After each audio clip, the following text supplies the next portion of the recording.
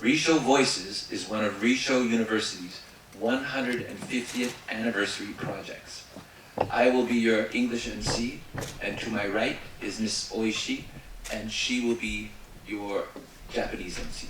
We are happy and we are honored that you are here today. 皆さんこんにちは。立正大学創立150周年記念事業の一つである第4回英語スピーチコンテストにお越しいただきありがとうございます。本日の日本語司会を務めさせていただく国際交流センター職員の大石と申します。ただいま英語でご挨拶いただいた文学部社会学科のローズ・サミュエル先生とともに本日の進行を務めさせていただきます。どうぞよろしくお願いいたします。Let me briefly go over today's schedule. First, the director for the Center for International Exchange, Gary Dendo, will give an opening address. The contest will begin after the opening ceremony. After all 8 speeches are completed, the judges will announce the results and the awards ceremony will be held. Finally, Director Dendo will make some closing comments. The entire event should wrap up around 4 p.m., so sit back, relax, and enjoy the show. 本日のスケジュールをご案内いたします。はじめに開会式を執り行います。その後、大学の部から7名、高校の部から1名がスピーチを行います。なお、本日出場予定の浅川奈美さんですが、体調不良のため残念ながら欠席となります。全8名のスピーチ終了後、審査員による審査を経て結果発表と表彰式が行われます。最後にセンター長より閉会のご挨拶をいただき、コンテストの終了は午後4時頃を予定しております。それでは天童センター長から開会のご挨拶をいただきます。センター長、よろしくお願いいたします。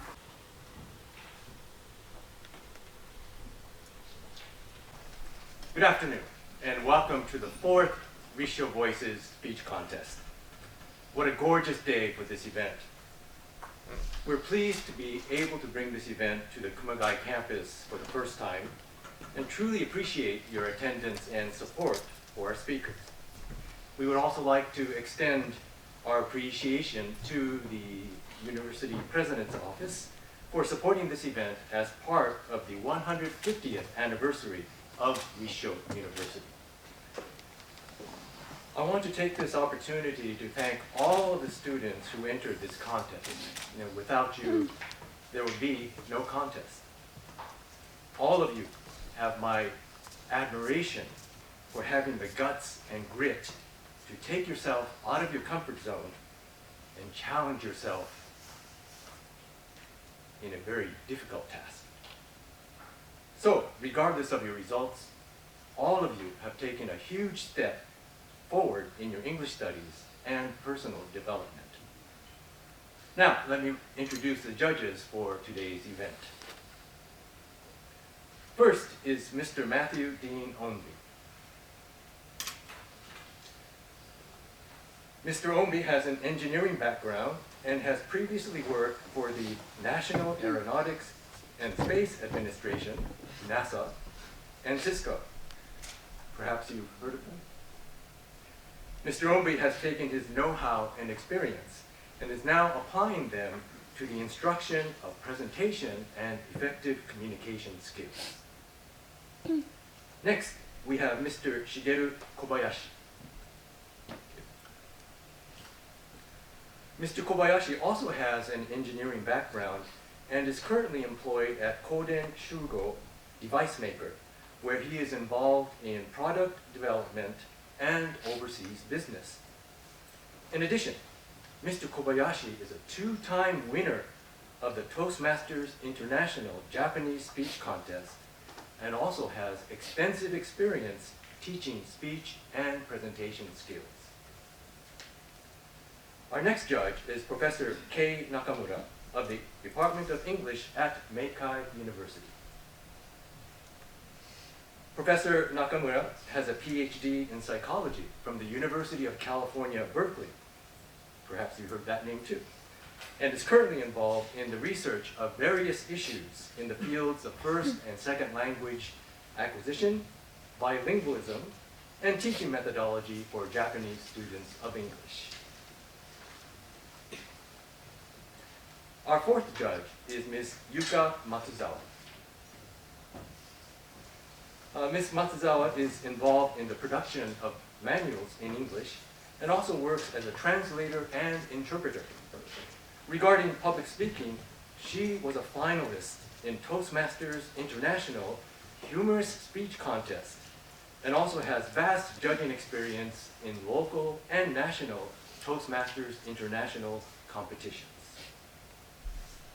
And finally, we have the chairman of the Kumagaya City International Friendship Association, Mr. Kuniyoshi Matsumoto. Mr. Matsumoto will be presenting a special award from the International Friendship Association. Established in 1991, the Kumagaya City International Friendship Association has been actively promoting international exchange both domestically and abroad.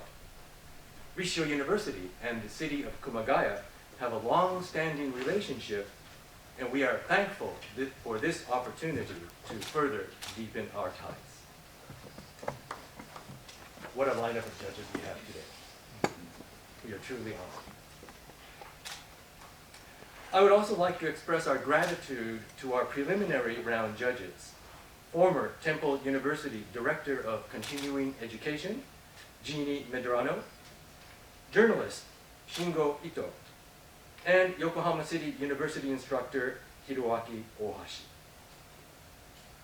Okay, our students have worked very, very hard preparing for this day. Please enjoy the contest. Thank you.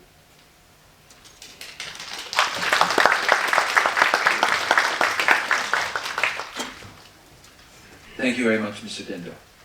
Next, we have a message from Rissho University Vice President in charge of the Center for International Exchange, Professor Takeshi Furuya.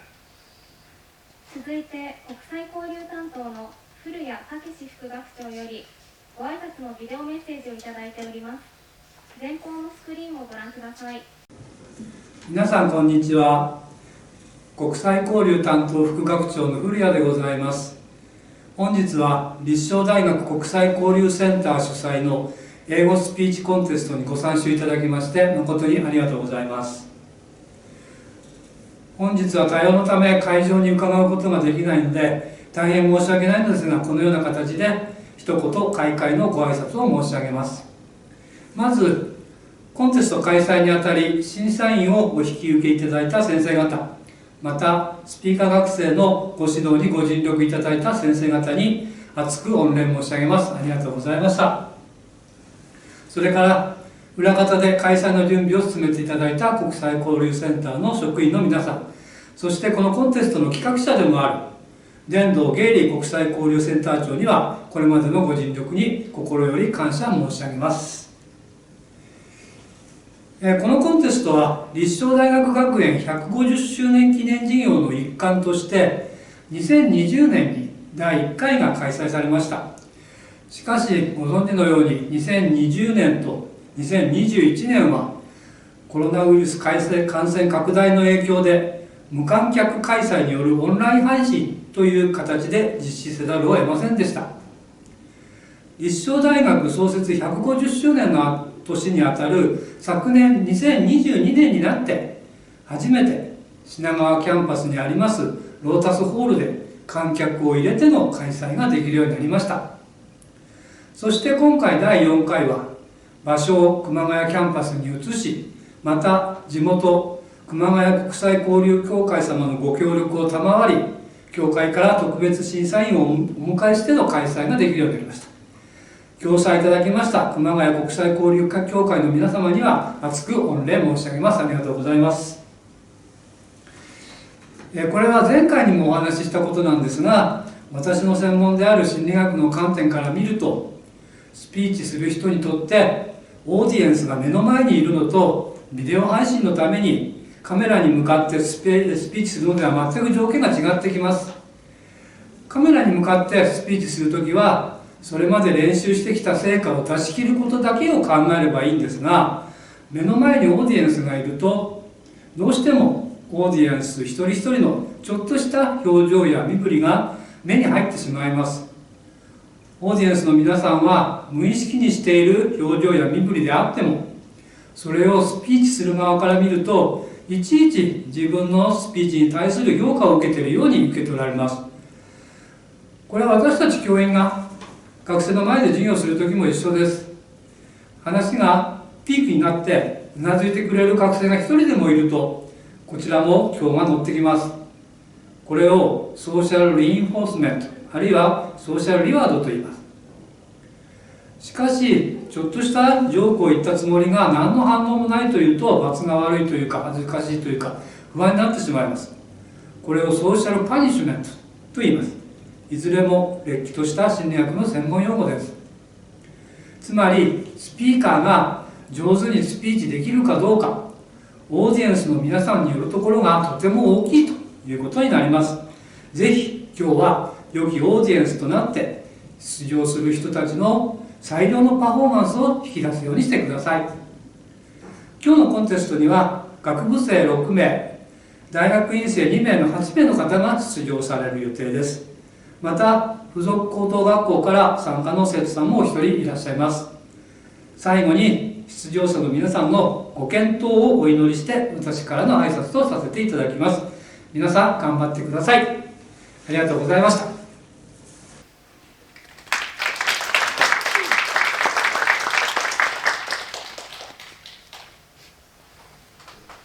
以上をもちまして開会式を終了いたします。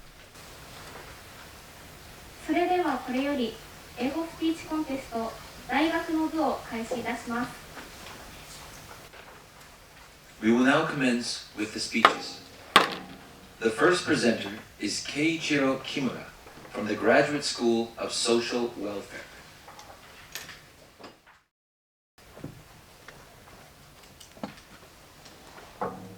Unseen bones of our lives. If you had a choice, would you rather live in the big city or the countryside? The ongoing movement of people from small towns to urban centers suggests that most people prefer cities. It is understandable. Urban area is much more exciting than rural area, and there is easy access to almost anything and anywhere. If you want a convenient and fancy life, then a big city seems to definitely be the way to go. As a result, many local areas are facing collapse as serious issues increase in the wake of depopulation. Seeking to reverse this trend, various levels of government have tried to put people back into smaller towns and encourage people to work there in order to develop local industries. Yet, they have not been successful. Why? You might think that it is simply a matter of employment and income. However, that is not the only reason. In fact, according to average salary ranking in 2020, Sarifts, a tiny fishing village in far northern Hokkaido, was ranked 12th among all of the municipalities in Japan. This rank is even higher than that of Shinagawa. Can you believe it? You earn more in small village in Hokkaido than working in central Tokyo. This fact indicates that there might be other more serious problems involved in the pursuing the revitalization of local areas. I would argue that the underlying issue is public apathy among people. How many people are conscious of where what they eat or use comes from? Are you? Take a moment to remember what you ate over the last week. Was it any ingredient produced in your neighborhood? Even if you are a farmer, or fishermen, it is never easy to make your meals with only what is produced locally, let alone if you live in an urban area. So, unless we are totally self-sufficient, we must always count on many local areas functioning as our providers. We count on rural area for more than just food. Back in 2011, after the Great East Japan earthquake occurred, nearly half of Japan faced electrical power shortages due to the damage to the nuclear plants in Fukushima. It was probably not up to that moment that many urban residents realized that the essential energy for their daily lives was produced in local areas far distant from the big city. Can you live without electricity? I know I can't. Our life fundamentally counts on electrical power. However, we do not even think about where the power comes from unless it directly affects us, such as a power cut or drastic price hike. Needless to say, it is not my intention to criticize cities. Certainly, the big cities also perform important functions. They serve as our cultural, economic, and social capitals. In addition, just as the urban centers count on the countryside counts on the urban centers. For one thing, large urban population driving consumption from local industries, supporting the countryside, and enabling economic growth as a whole. Moreover, urban areas develop and diffuse technologies that can contribute to the prosperity of the countryside. The relations between urban and rural areas can be compared to our bodies. The heart and our bones are both essential for daily life. But while we are all aware of the importance of our heart, how often do we think about our bones? No matter how small a bone is, if it breaks, we immediately encounter all sorts of trouble. The same could be said of our rural areas. Many things you take for granted might simply not be possible without local regions.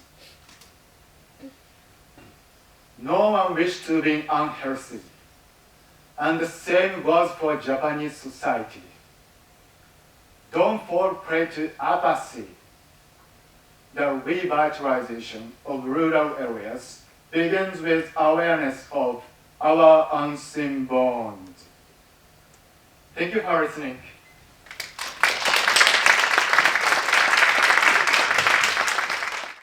The second presenter is Hyuma Kuramitsu from the Faculty of Psychology.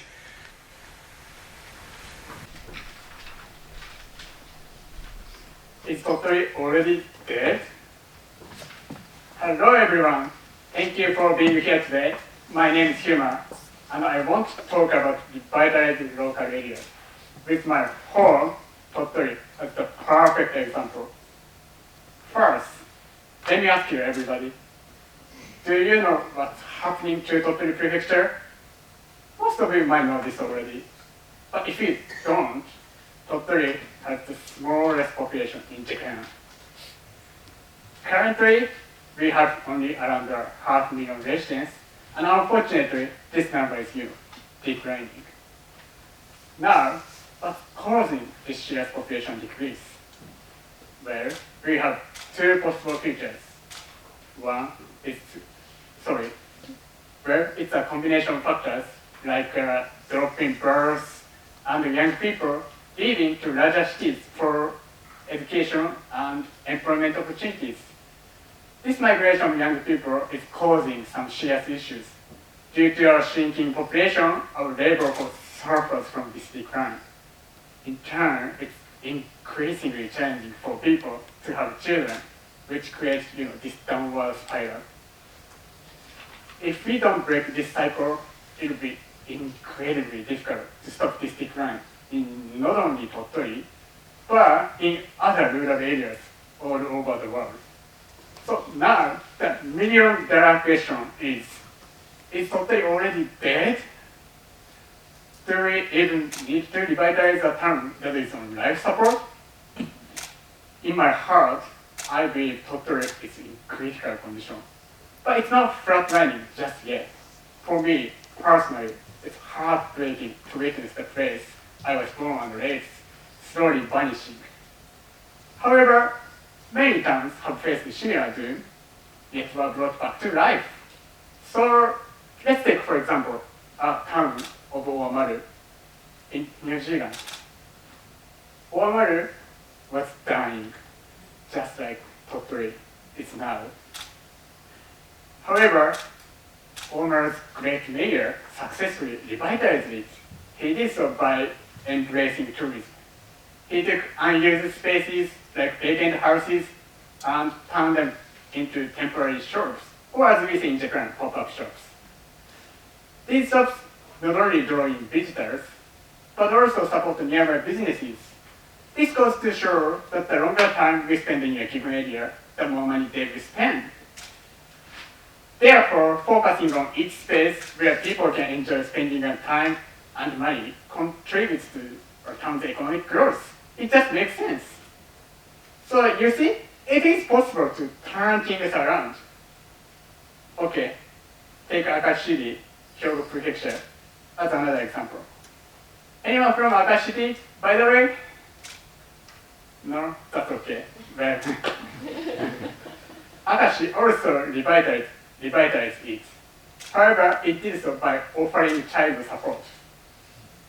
Akashi invests in young families by providing them with free child medical care, school lunches, and so on, making it an attractive place to raise children. These policies not only make it easier for residents to have children, but also lead to much needed population and economic growth. And Japan really needs that. So, where does Tottori go from here? Well, we have two possible futures. One is to continue with our current slow and unchanging policies, thereby turning our prefecture into one giant retirement home. Or the second possible future, and bear with me here everybody, okay, is to vote for a young and progressive mayor. Someone just like me. Thank you. Of course, just joking. But seriously, I believe we should follow the example set by the town of Oamaru as well as Akashi City and focus on tourism and child support. Frankly speaking, Tottori needs to attract more people and encourage them to either visit or move there. In any case, we need to entice them to spend their money in our great prefecture. As a university student, let me make one suggestion, if I may. Look at me, everybody. I'm also someone who left Tottori for life in Tokyo. As I mentioned before, I was born and raised in Tottori, a lovely prefecture, famous for its desert and sand dunes. But the university that I wanted to go to wasn't in Tottori. So I packed my bags and left the sandy paradise behind and headed for the bustling city of Tokyo. To be honest, I felt a bit guilty about that, but I did this because I had no other choice. However, if there was a university that I wanted to go to, I would stay in Tottori. I know, I understand it's another building in Tottori might sound like an impossible feat, but it's a kind of audacious move. We needed to break through the current population decline problem. Even if it seems impractical, why not consider it anyway? I mean, who knows, maybe my noble idea catches the attention of Tottori's mayor. I sure hope it does. I know I'm not the mayor of Tottori, not yet, anyway. But I still want to invite you to my hometown in Tottori, and of course, spend your time and money.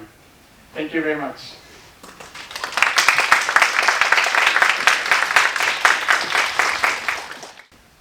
third presenter is Cha Firu from the Graduate School of Business Administration. The distance of us in the information age.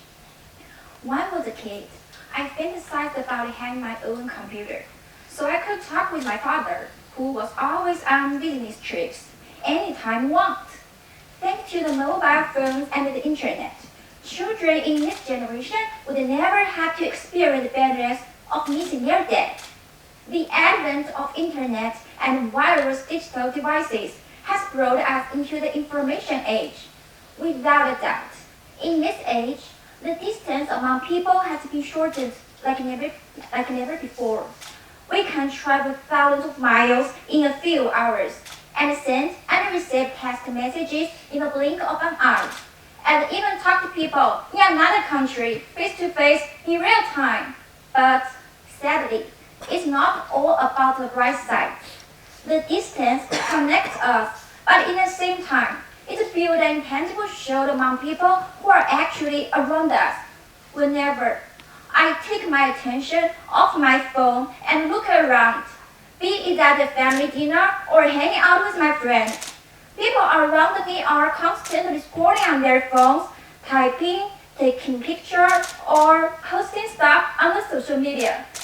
They seem to be interacting with the whole world, but they are snapping people who are actually around them.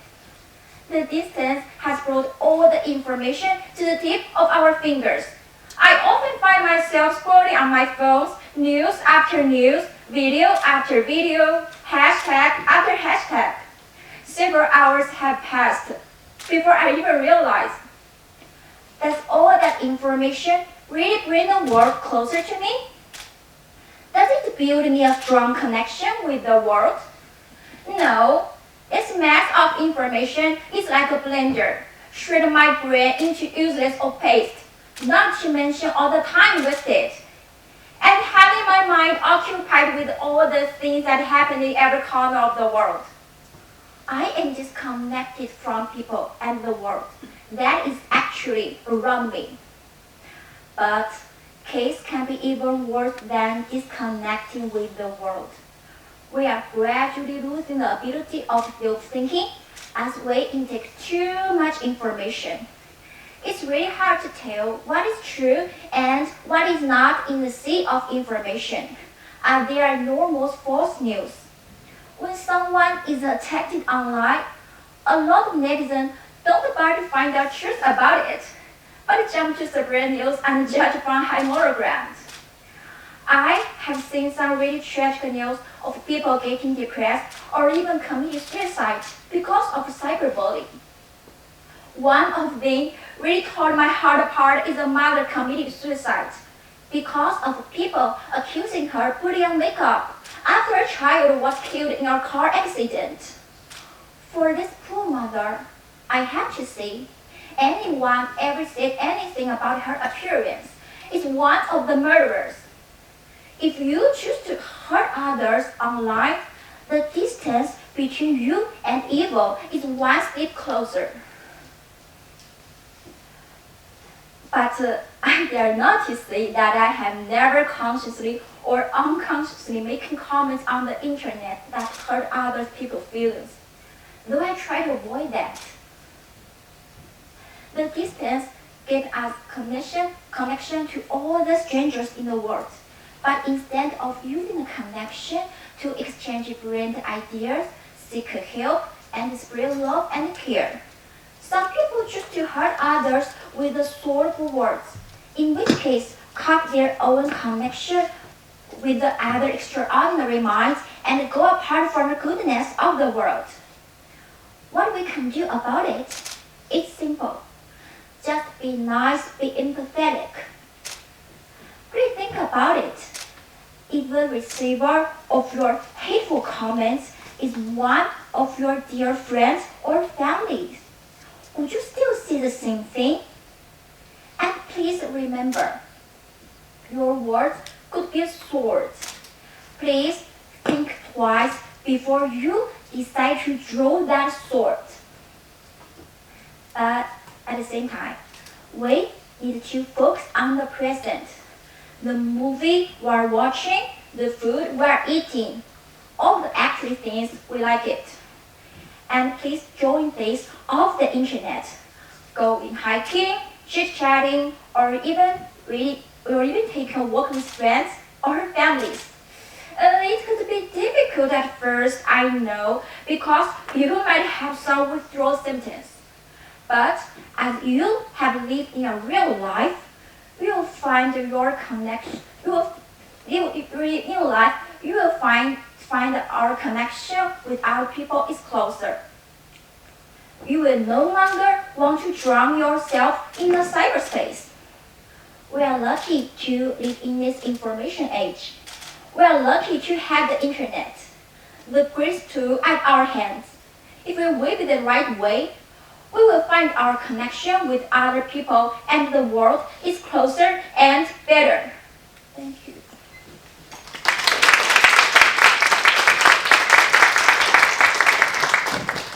Thank you very much. The fourth presenter is Yuichiro Uomi from the Faculty of Business Administration. The future is in the hands of local regions. In Japan today, decentralization is progressing by the minute. With deregulation, local governments can now take initiative in doing more than they have before. So, why has decentralization progressed? Since the enactment of the Omnibus Decentralization Law in 1999, in local governments, deregulation has progressed rapidly. The biggest reason for this is that the number of programs to solve has increased, and they are so complicated that it has become too difficult for the national government to control the entire country single-handedly.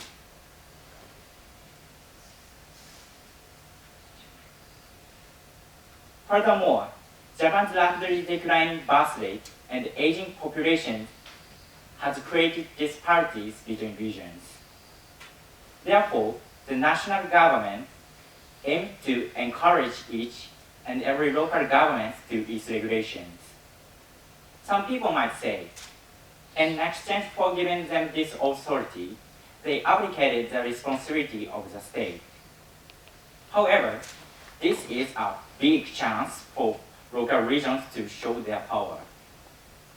During the Sengoku period in Japan, about 800 years ago, not all the Sengoku daimyo were trying to take over the country. What they had to protect was the people of their own territory. So they created their own law to continue their rule. Similarly, now in Japan, local government has given the greater freedom to control the entire country.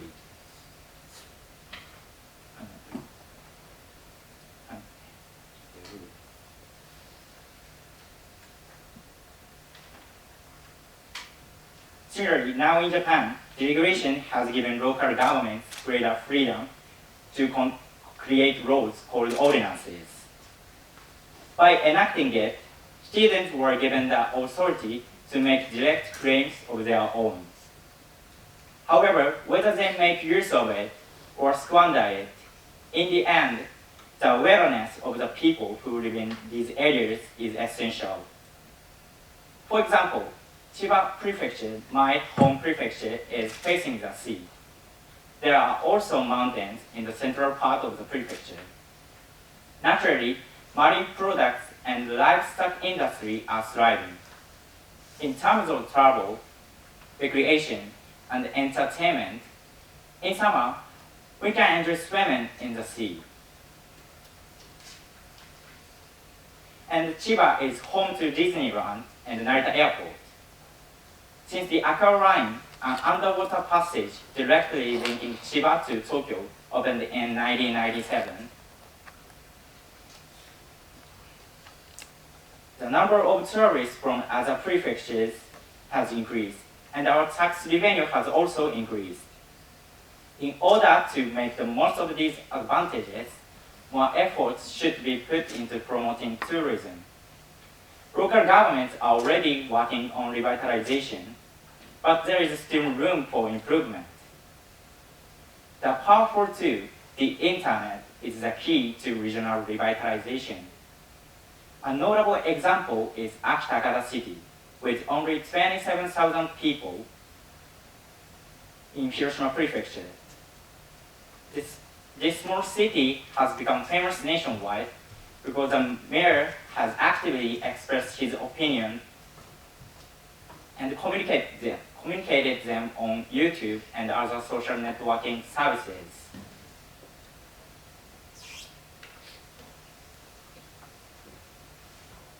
As a result, the city could make a profit of approximately 930,000 yen during the period from September 7th to September 30th by posting it on YouTube. And the hometown tax revenue amount in September was about 10 times that of the previous year. The mayor then invested this revenue into the local education sector, making it possible to all at once upgrade the city's elementary schools, gymnasiums, and chairs and desks, which previously had been part of a 3-year plan. This series of actions taken by Akitakata City can be adopted by not only the city itself, but also areas as well. People should take more interest in the areas where they live. Whether people want to live in the towns depends on how much people and the local government understand each other and how effectively they work on revitalization. In the future, towns that attract more people can survive. What is most important for local governments is to realize that it is actually the residents themselves who decide on the future direction of their towns and cities, not the mayor or the council. Therefore, everyone, including myself, should consider seriously about the areas in which we live. And we should participate actively in local politics and elections. As regional revitalization progresses, it will also lead to revitalization of Japan as a whole. So, the future is in the hands of local region. Thank you. Thank you very much. Unfortunately, Nami Asukawa could not be here today, but we wish her well and we hope she gets better soon. The sixth presenter is Mikoto Kato from the Faculty of Letters.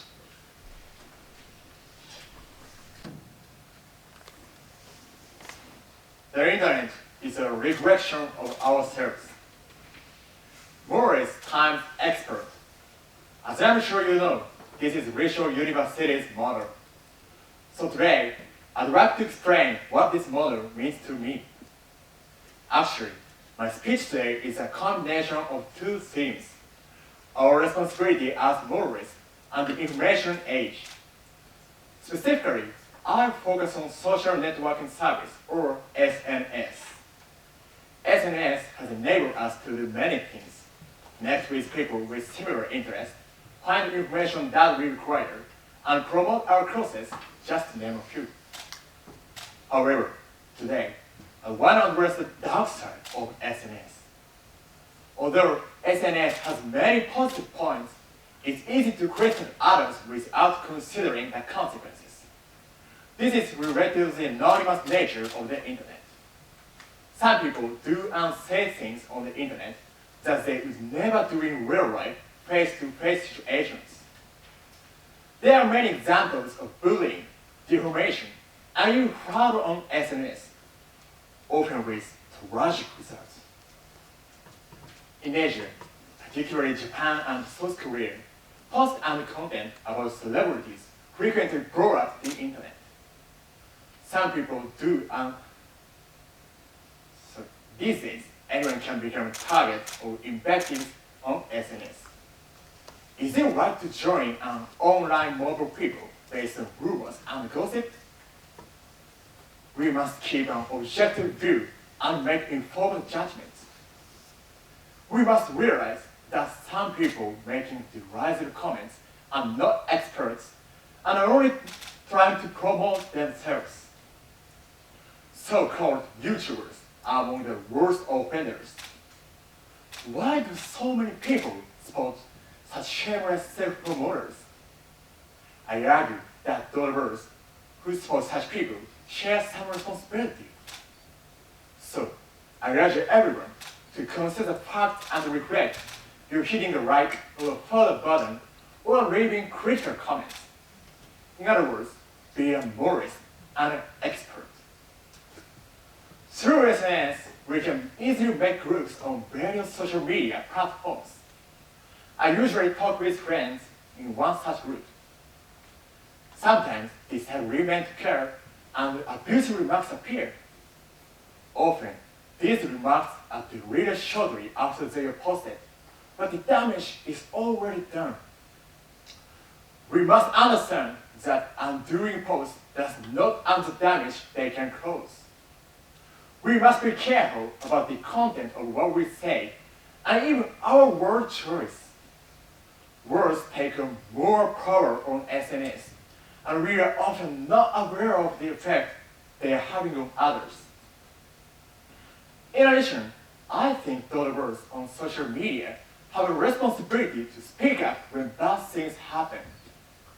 Many people say nothing and just keep quiet, hoping problems will just resolve themselves.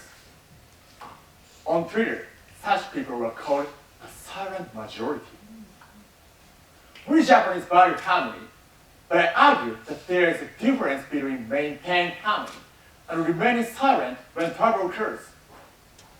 To achieve true harmony, we must speak up when we see someone being unfairly victimized. We cannot remain silent and hope that troublemakers will somehow be weeded out of SNS. Therefore, I believe the manner in which treat and communicate others online should be the same as in face-to-face interactions. In face-to-face interactions, we are more likely to find common ground through discussion and exchange opinions. We are also more likely to be polite and careful about what we say and sympathetic of others. Therefore, in the world of SNS, we must also be gracious and humble, show kindness and consideration, display understanding and empathy, and help the weak and defenseless, just as we would do in the real world. So the question is, how do we change bad behaviors on SNS? I believe that it begins with education. Starting from elementary school, children must be taught not only about internet literacy, but also proper behavior on SNS. This should include how to work through conflict. In our schooling, we learn how to socialize, communicate, and cooperate with each other. But application of these social skills needs to be taken one step further. Children must learn that online interactions should be no different than face-to-face interactions, and that we must not lose sight of the basic principles of morality. The world of the internet is a real world for many people, a real world in which we must not lose sight of our morals. I believe that this is an important part of what it means to be a moralist times expert in today's world. Thank you.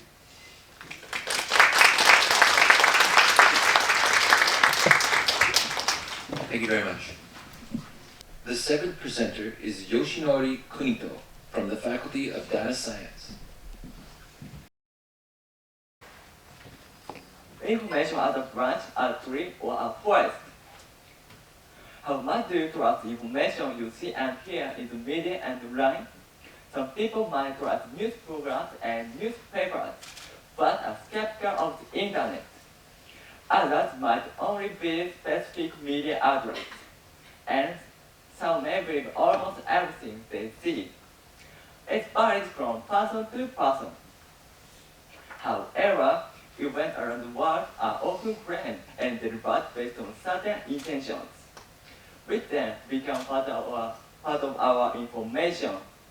Even if an event is not completely made up fake news, the impression we get changes significantly depending on how it is presented.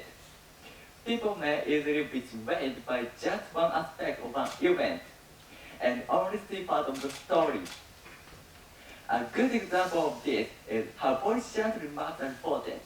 In February 2019, before the Tokyo Olympics, a gold medalist swimmer, Ike, announced that she had leukemia. The Olympic minister responded by saying that he was very disappointed and he was heavily criticized for being uncaring. He really made this statement, so the story was not fake news. But if you listen to his entire comment, it is clear that the main message was wishing Ike a quick recovery. However, the media instead focused on his one girl's phrase, which amplified and rapidly spread negative perceptions. Information should ideally be through collection of accurate knowledge about a certain topic. However, in the flood of information constantly transcending region and language, important details can easily be overlooked. Instead, trendy or easily digestible bits of information spread quickly, without any sense of context. The media is aware of this, and creates headlines that are strange or shocking to catch attention. Many people just make an opinion based on the headline and do not read the article critically. This problem has become worse now that more and more people count on social media platforms for the news. The headlines make you a very different impression than the article content. For example, when news about returning minor workers was being reported, the headline of one article on social media claimed that 40% of people returned their cards, which made a strong impact. However, the article itself stated that the 40% only referred to 250 people, which was hardly representative. Also, most misunderstandings can be resolved by carefully reading the article itself. People just read the headline, agree or disagree, and spread the news. This can easily fill misinformation as people create more and more exaggerated or sensational headlines designed to be spread quickly by uncritical people. A related problem is confirmation bias.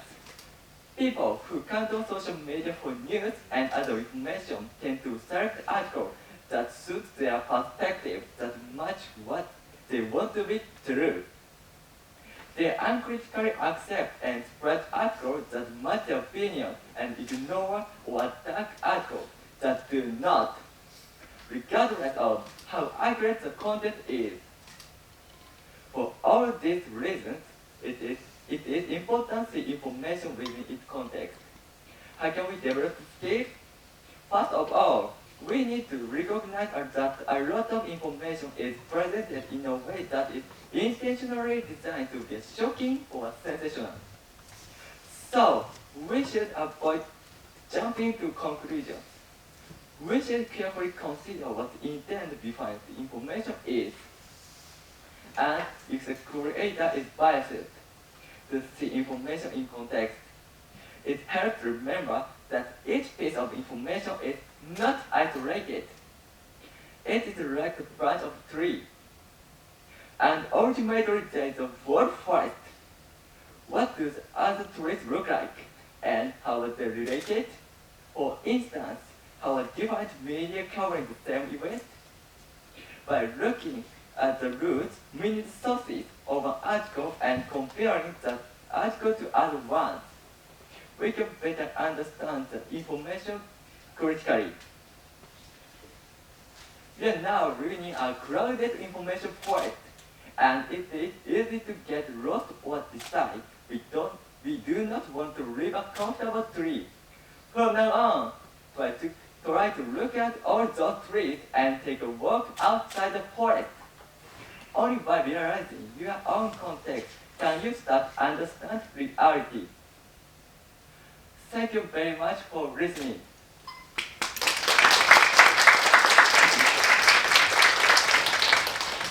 Thank you very much. The eighth presenter is Sora Nakamoto from the Faculty of Letters. An abundant cigarette opened the door to morality. I am a smoker, and I love cigarettes. I suspect that hearing that did not give you a pleasant impression. You probably imagine cigarette butts making a mess of the street. In my speech, I want to discuss cigarette littering and how it led me to an understanding of morality. It starts with a strange story. One day, after finishing a cigarette, I dropped a butt on the sidewalk and turned away.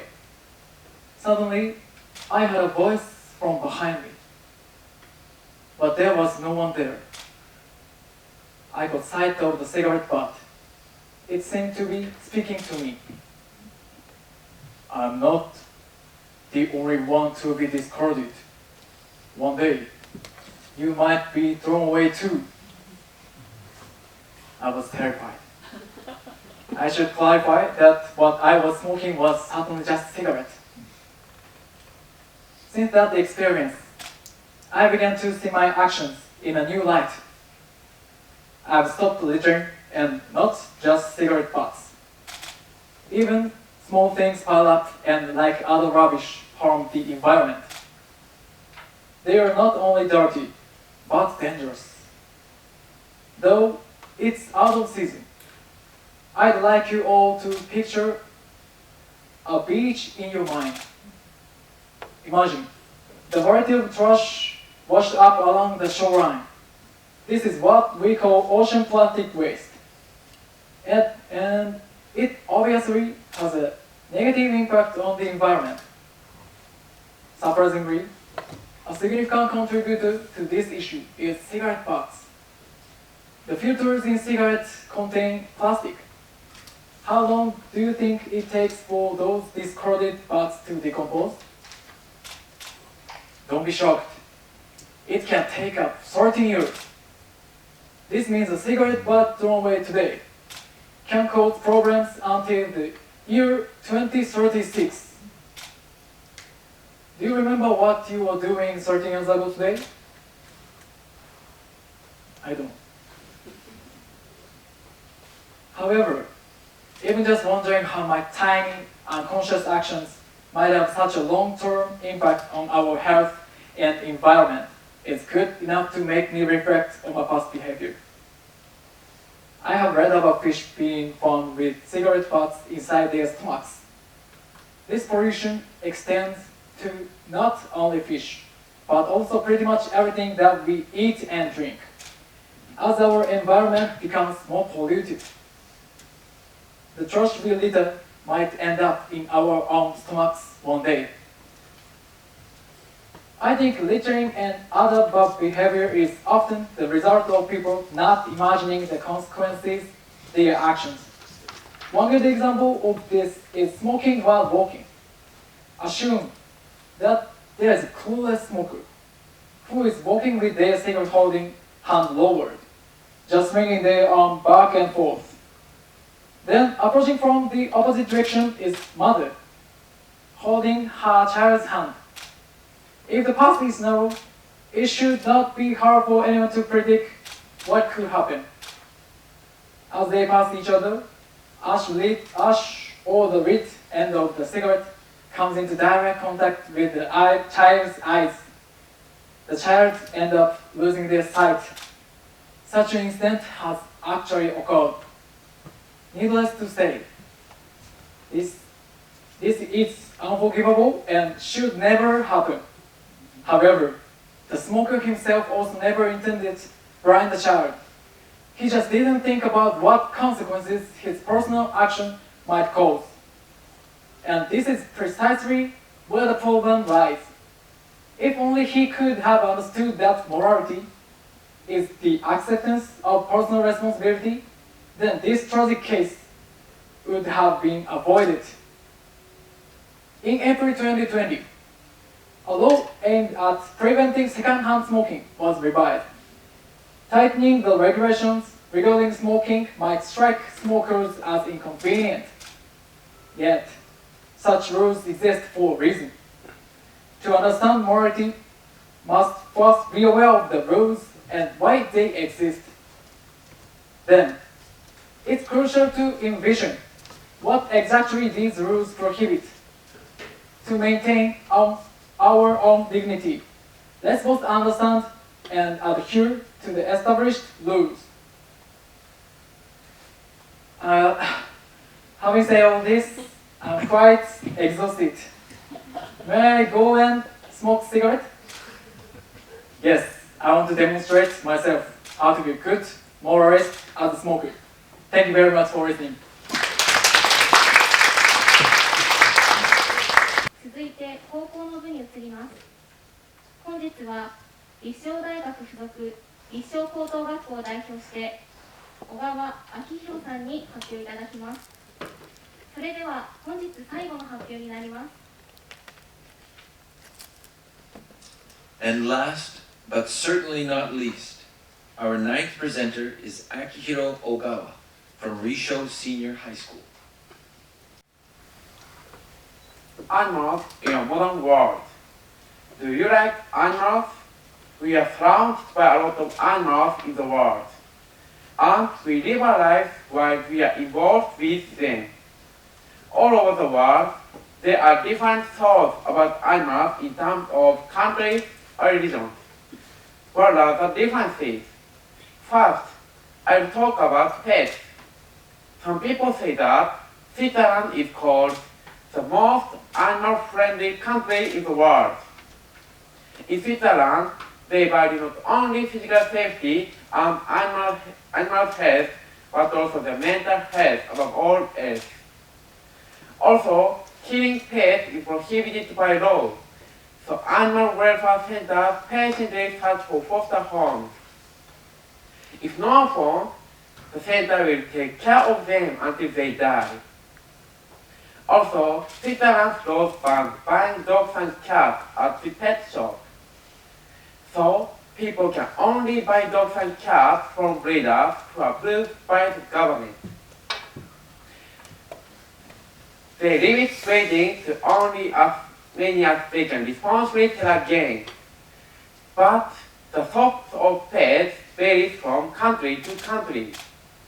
And these differences affect the law. The law prohibiting killing of pets and preventing wasteful breeding shows love for animals. This is why Switzerland is called the most animal-friendly country in the world. Next, I will talk about working animals. You may know about guide dogs and police dogs, but there are various other animals with dogs.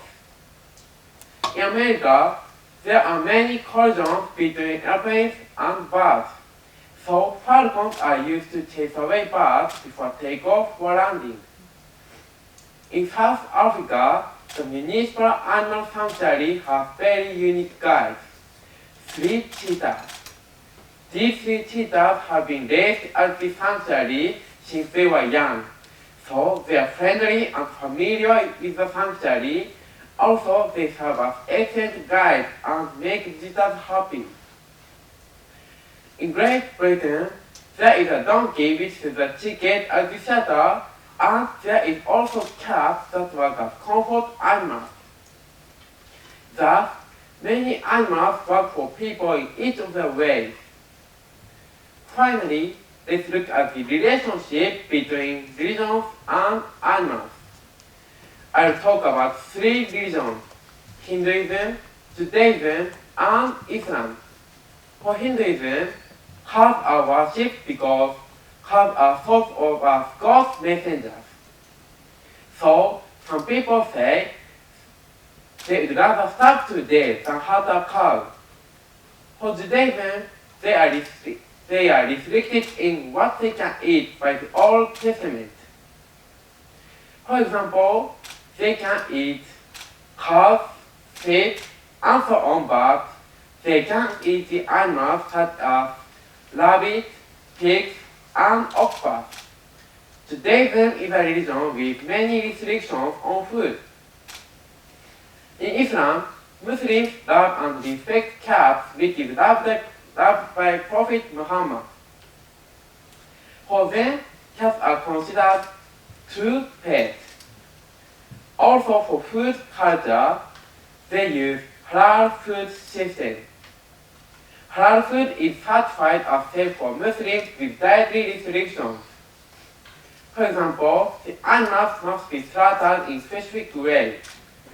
Therefore, different religions have different ideas about animals and food culture. Likewise in the world, there are various animal cultures depending on countries or religions. And people consider and love animals in their own culture. I would like to know other cultures and deepen my love for animals. Thank you for listening.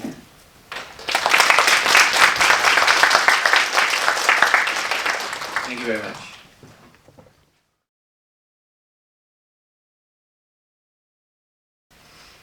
We will now begin the award ceremony. First, Center Director Dendo will give a brief comment about the speeches.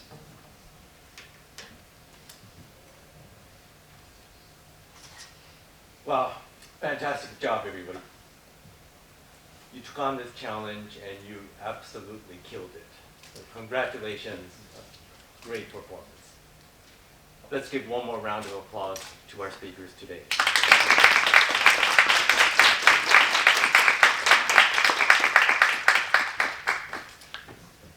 Let me talk about one speech that was not fantastic.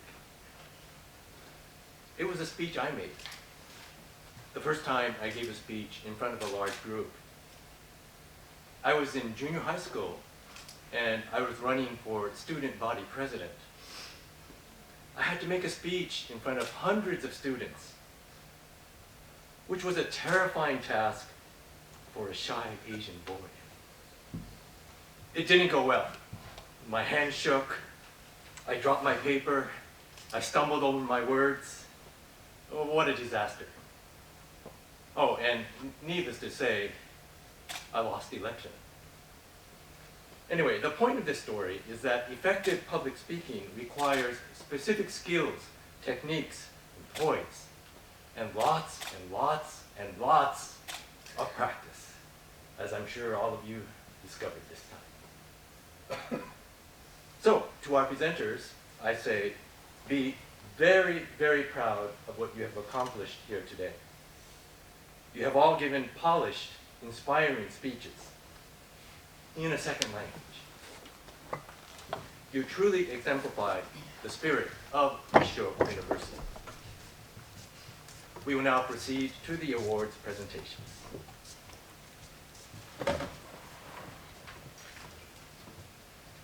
遠藤センター長、ありがとうございました。それではこれより高校の部の表彰に移ります。感想賞として賞状と盾が贈られます。Yuka Matsuzawa will now make the awards presentation to Rissho Senior High School presenter Akihiro Ogawa. Ogawa Akihiro-san, thank you so much for showing such a brave action after hearing so many wonderful speeches from elder speakers. And also, thank you so much for making me feel so much forward by listening to your speech. Your speech, I believe, opened the door for everyone who staying here in Kumagaya, Japan, to Switzerland, Germany, North America, to Africa. I know that you are young and your door is open. So you can do anything from now on. Keep brave, keep strong, and never close your door to the world. Thank you.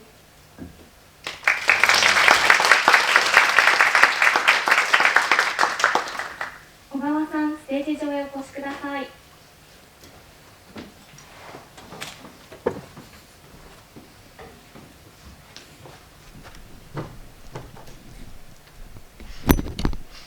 Rissho University Certificate of Commendation, Recognition of Excellence. This certificate is awarded to Akihiro Ogawa in recognition of final round participation and excellence in the 4th Rissho Voices speech contest held on December 2nd, 2023.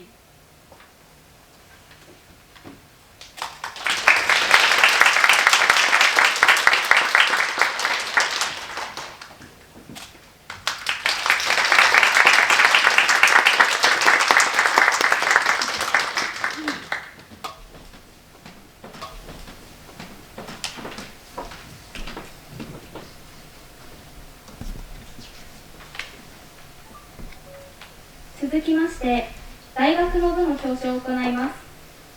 はじめに、熊谷市国際交流協会特別賞の発表です。こちらは、熊谷市国際交流協会会長の松本邦義様より、1名の学生に賞状と副賞が贈られます。Kuniyoshi Matsumoto will now announce the special prize winner and make the awards presentation.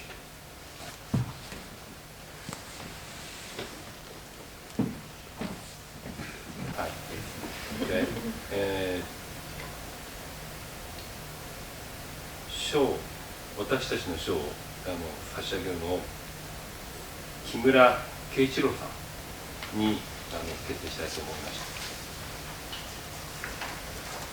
木村さんのスピーチは非常に自信に満ち溢れていて、そして都市部とそれから農村部、あるいは場所がどこであろうと人のつながり、あるいは物のつながり、その大切さというのを非常に自分の考える自信を持ってスピーチをされました。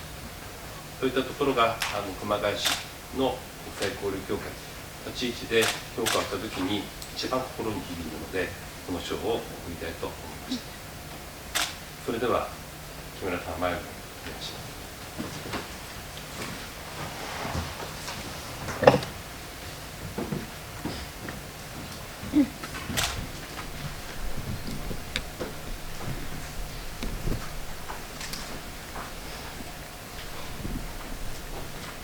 Rissho University Certificate of Commendation, Kumagaya International Friendship Association Special Award. This certificate is awarded to Keiichiro Kimura in recognition of final round participation and excellence in the 4th Rissho Voice Speech Contest held on December 2nd, 2023.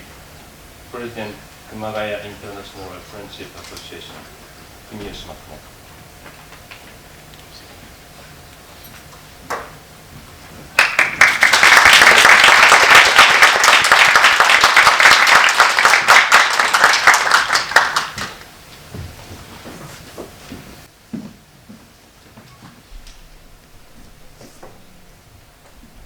続きまして、奨励賞の発表です。奨励賞は4名の方に賞状と副賞が贈られます。Gary Dendo will now make the awards presentation. Before making the presentation, let me just say that this is a contest and we have to decide 3 winners. However, the judging was extremely tough. The scores were very close. So, again, fantastic job, everybody.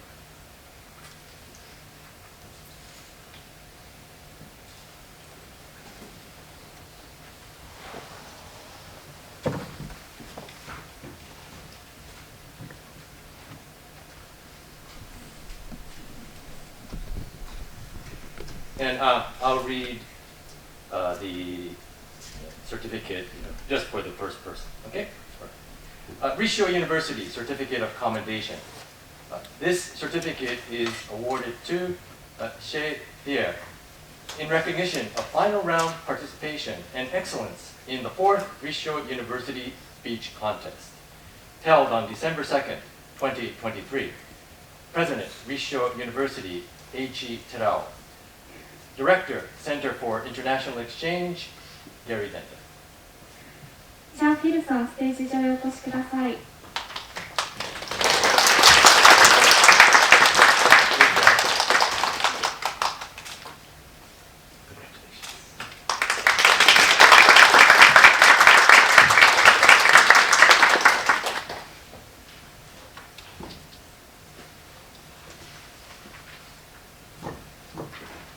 Next, Ryuichiro Uomi. 魚見さん、ステージ上へお越しください。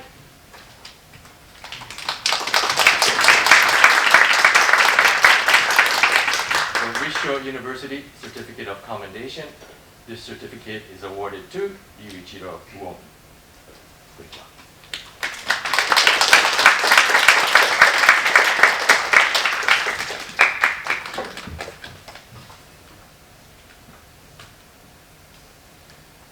Okay, next, Mikoto Kato.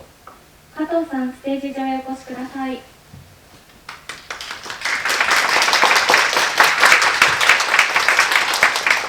Rissho University Certificate of Commendation. This certificate is awarded to Mikoto Kato. Good job.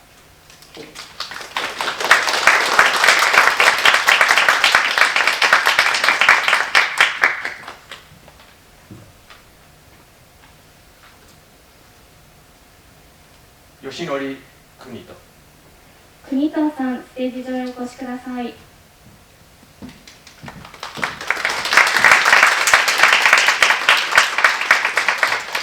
Rissho University Certificate of Commendation. This certificate is awarded to Yoshinori Kunito. Good job. .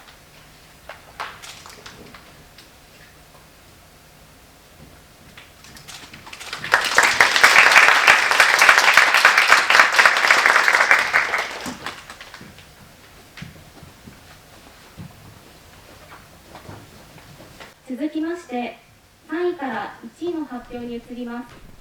Matthew Dean Omby will now announce the third place winner and make the awards presentation. So, the third place winner for this particular contest will be Kiichiro Kimo.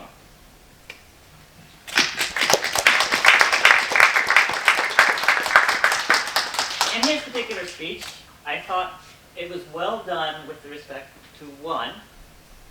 He provided very interesting facts and figures, but not only that, connected to the people who were listening. Also, by connecting to specific examples that people could imagine, they had a better picture of the idea of the problem. Plus, not only that, he asked questions. Now, to even make this speech better, not only asking the question, but providing space to think. All of the information was good, but the next step is to get people not just to think, but to consider and then act. And then by moving forward in the next time you create your speech, by giving space for people to consider, and then at the final end, telling specifically what to do to act, you will not go from third place, but probably to first place. So, come on up and get your reward.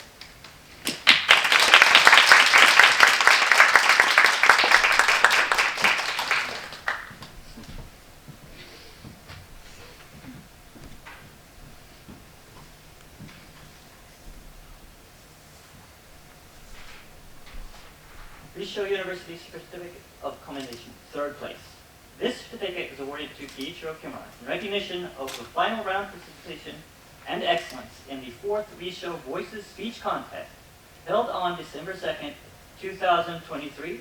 President, Rissho University, Eiichi Terao. Director, Center of the International Exchange, Gary Denta.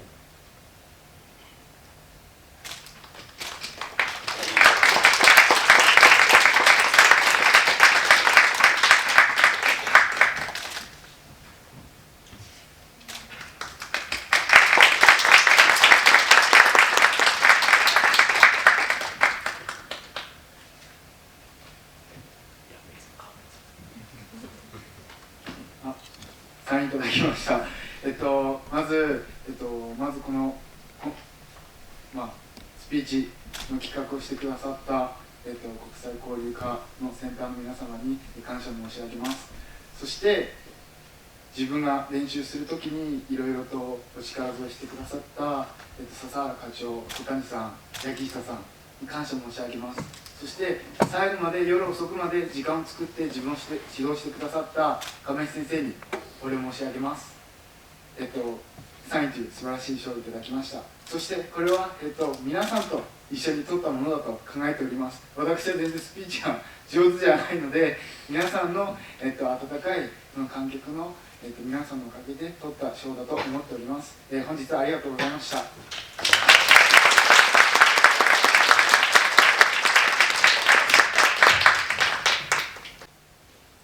Professor Keiko Nakamura will now announce the second place winner and make the awards presentation. I would like to announce the second place winner, Hyuma Kuramitsu.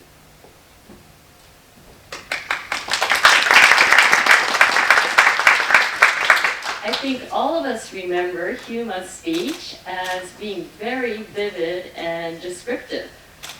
His speech on the revitalization of Tottori was filled with very colorful descriptions of different areas, and it was almost like a world tour going from location to location. But it was not only descriptions and examples, it was also filled with humor, and I think most of us remember the joke that he gave at the end very fluently and very impactfully about him becoming mayor of Tottori in the future.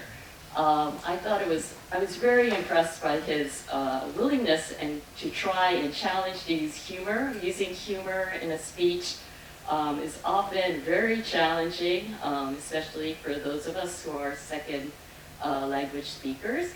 And to be able to pull off the joke in such a manner, I really was impressed. So I'd like to award the second place to Hyuma Kuramitsu. Please come up.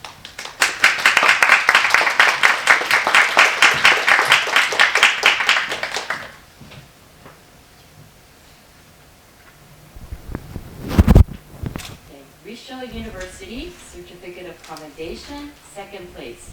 This certificate is awarded to Hyuma Kuramitsu in recognition of final round participation and excellence in the 4th Rissho Voices speech contest held on December 2nd, 2023.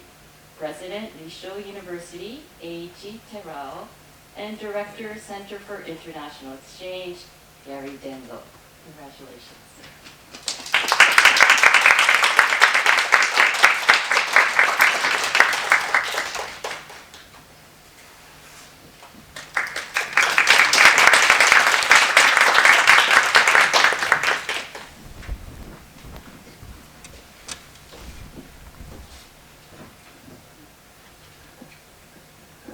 So, first of all, this victory is not mine, obviously. But also it's my teacher. Actually, he's here today, so thank you very much. Let me talk about myself a little bit. I used to, hate English when I was, I think his age, like when I was high school student, and I wouldn't study English at all. But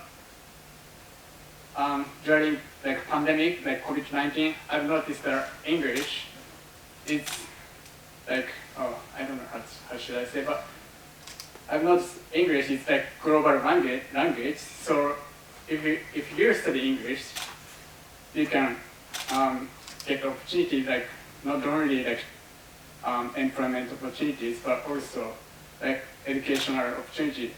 So I just studied English, I think 3 years ago, and then now I'm here. So this is kind of unexpected for me.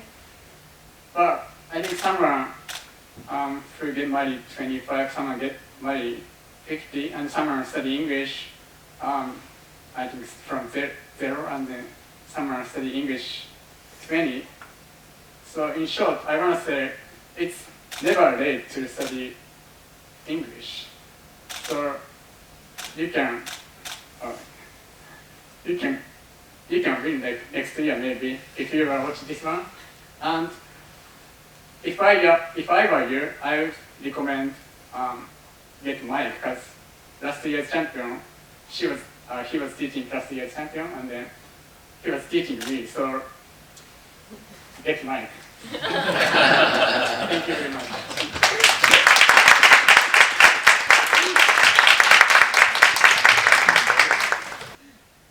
Shigeru Kobayashi will now announce the first place winner and make the awards presentation.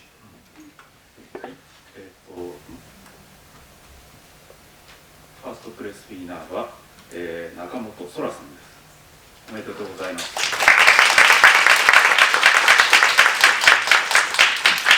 まず日本語で簡単にお話しさせていただきます。彼スピーチの中で、皆さん英語でスピーチされてました。一生懸命されてました。ただ彼が唯一違ってたのは聴衆の皆さんとコミュニケーションを取ろうとしてたっていうことが一番大きいんではないのかなと私は思いました。ノートをたくさん見てはいましたけれども、絶えずコミュニケーションを怠らずに、狭い範囲でしたけどもボディーランゲージも含めて、お話をしていました。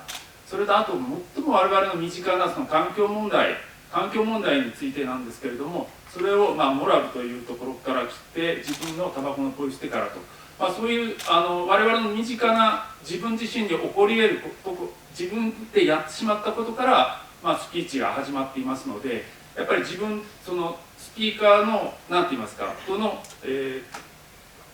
のパーソナルストーリーがそのスピーチに入っていたことが非常に大きいのではないかと思っています。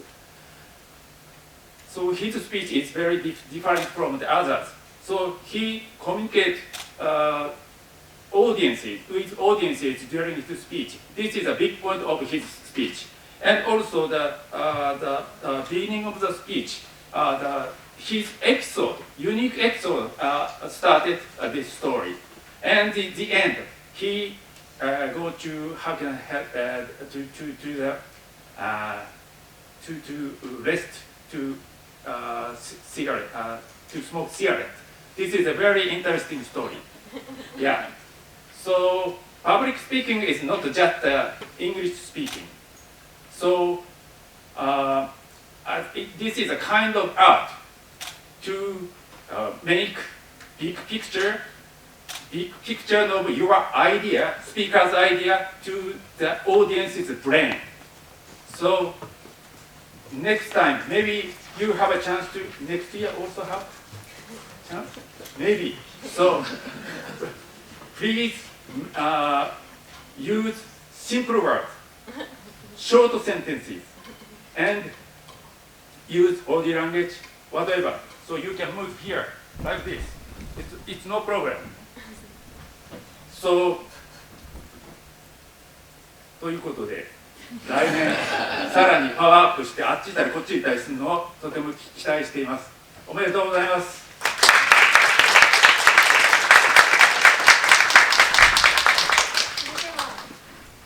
それでは中本さん、ステージ上へお越しください。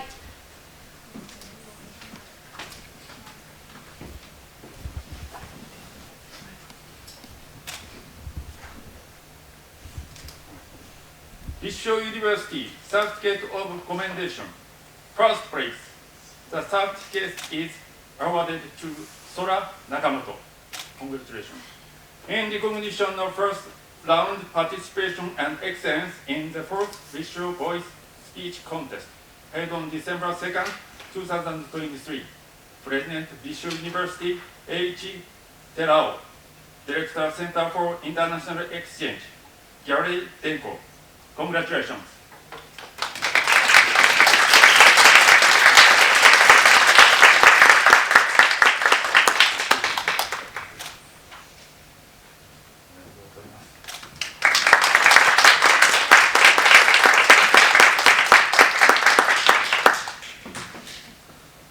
こんにちは。Thank you very much. 私は、英語が見た通りあまり得意ではないので日本語で喋らせていただきます。僕はスピーチの中で吸い殻が喋ってきたような話をしていたと思うんですけども、あれは本当に私が感じたことで、なんか捨てたゴミも結局こう海洋プラスチックとなってこう海からも流されてきちゃうし、なんか僕たちってこう自分が捨てるものに対してこう気を払っていないなと思って、捨てちゃえばそこで終わりだなという印象を受けていて、こうそうですね、ある日こうポイ捨てをして、その捨てたゴミがこう自分に次捨てられるのお前だぞってこう睨みつけられてるような、この地球上にこう逃げ場がないようなちょっと恐ろしい気持ちになりまして、それがこのスピーチを書いたきっかけであります。ほとんどあちらに座っておられる亀井大地先生のおかげでこの賞を取らせていただいて、本当に身に余る光栄ありがとうございます。来年もちょっと4年生なのでちょっとわからないんですけどもし出れたらちょっとなんか飛び跳ねていろいろと激しいスピーチをぶちかましたいと思います。ありがとうございました。